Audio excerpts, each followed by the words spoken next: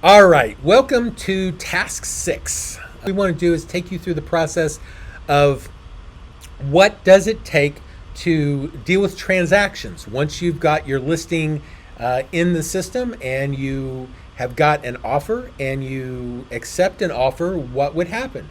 And before we do that, though, what we want to do is we want to make sure that we've got the routine set up for the process. So this is where I'm going to go back into SAM. If you're out of SAM, certainly come into SAM, log back in. On the left-hand side, click on routines. And as a note, if you have not done the previous steps, certainly go back, listen to those first. Coming to this before completing those tasks kind of null and voids the challenge. So you want to make sure that you do everything in the order that we've specified. So, what happens whenever you get a listing that's been accepted as part of an offer that's been given and the offer's been accepted? What would happen at that point? So, there's lots of things that you're going to go through the closing process. From acceptance to close, there's lots and lots of action that happens. And a lot of those action pieces are very, very important. There's certain deadlines that have to be reached, certain things that have to be done. Otherwise, the whole process could fall through the cracks. And we don't want that to happen. So, part of what we do as SAM in Software Accelerator Manager is we help you set up the routines to make sure that things don't fall through the cracks. Now, sometimes those routines are nothing more than just reminders, things that you want to make sure that you get done. So what I want to do is take you through creating a routine. We went through and created the routines for the lead welcome, for the birthday, and then also for the new listing steps. What we want to do is create a routine for a transaction closing. So you could do lots of other dates for things, but in fact, we may set up a couple extra ones in here just to show you. But we'll come up here to the new routine, click on new routine. And in this case, we had been going through the blank routines. In this case, all I want to do is set up a reminder routine. So I'm going to click on reminder routine. In this case, we're going to choose what routine type do we want. In this case, we will go to transaction. A transaction is anything from the time that we get the contract signed all the way to closing. So we're going to do that contract closing process as a transaction. And then that opens up those dates that pertain to a transaction. We've got contract date, we've got closing date, we've got all these other things that potentially could happen. Well, one important date that we ultimately want to reach is our closing date. So what we can do is choose closing date and then click on create. And all this does, the only thing that this does, is this creates a simple reminder routine for closing date. So whenever the closing date gets filled out, it puts it on your calendar as a reminder to whoever is in the team member area here. So in this case, if you're a lone agent, all by yourself, a single agent, you're the only one going to be in here. But if your team is in here, whoever needs to know about the closing, you'd want to select them into this list and then click on save. So we've got now a reminder for our closing. It went ahead and set it active automatically, so we're good there. And so what I'm going to do is I'm going to click on one more routine here. I'm going to do another reminder. And for this, we're going to go to the transaction. And for the date on this case, maybe it's the earnest money due date. We want to make sure that we get our earnest money down, by a certain date. So we want to include that as an important date. So we're going to click on that. If that gets filled out, whenever it's due, then it's going to show up on our calendar as an important date. So it puts it in there. Now, even though you're creating a routine, in this case, that only has one activity in there, in this case, a earnest money, or in this case, the closing date, it doesn't mean you can't add more things to it.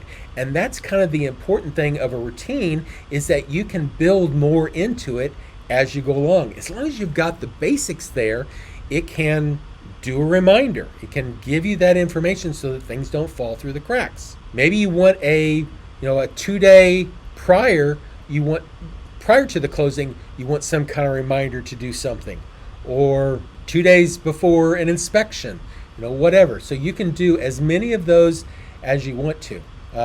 The whole idea of workflow secrets to set up your workflow isn't to design the entire workflow. It's to design separate, smaller routines that help you do what you want to do. So I've got a number of these. You do the ones that are important to you, get those on there, and then as you think of things that need to get added to each of these particular dates, go in there, add them in, and you're building your entire workflow process through smaller routines. What we like to say is, how do you eat an elephant? You eat it one bite at a time, and we're doing one bite at a time through each of these routine dates.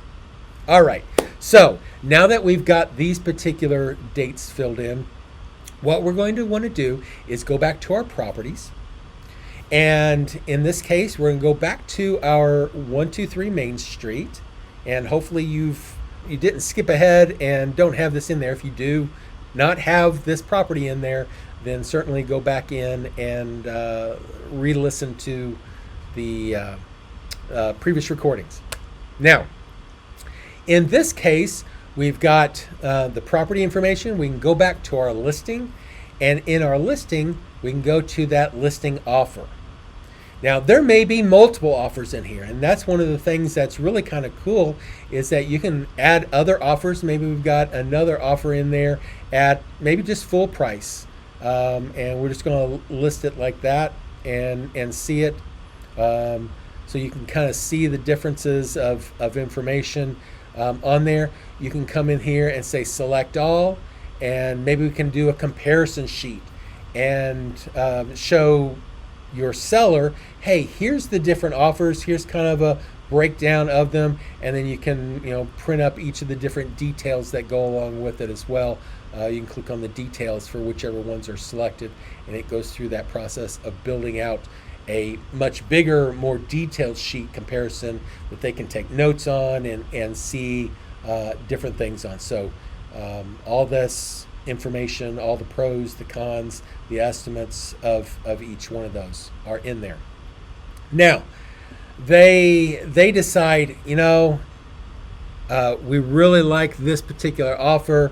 While this one is a 30-day close, this one's a 0. There's some things that we may have to wait, but man, we're getting $25,000 extra dollars out of this, so we're going to go with this. So you can check this offer. Just if you have one offer checked, you have an option here to accept that as the valid offer. And if you click on that accept, then it's going to say, hey, you want to accept this offer? Absolutely, yes. So we're going to say accept. And what it does at that point is it goes ahead and it creates an accepted offer that turns into a transaction for you. So now whenever we go to our transactions area, here's the transaction. We can see some of the information that came over from the listing side. It brings it over. We can put in more information as we go along. We can add tags. You'll see that it goes ahead and fills in some of those important dates, the offer acceptance date, the contract date. So you've got your different important dates and stuff. Now, maybe we have a particular closing date. So we click on the closing date. Maybe we're going to close on, say, September 18th at 2:00 p.m. So that puts that in there. As soon as we put that date in, okay, as soon as we're putting that in, because we had set up reminder dates, it went ahead and started the routine and put that onto the calendar. So if we look, now we've got an initiated closing date. And if we go to our calendar, we'll see that there is a calendar item for 2:00 on the 18th of September. So that gets put into our main calendar and could even synchronize to Google or whatever. So those important dates, whenever they get filled in, can initiate your routines automatically.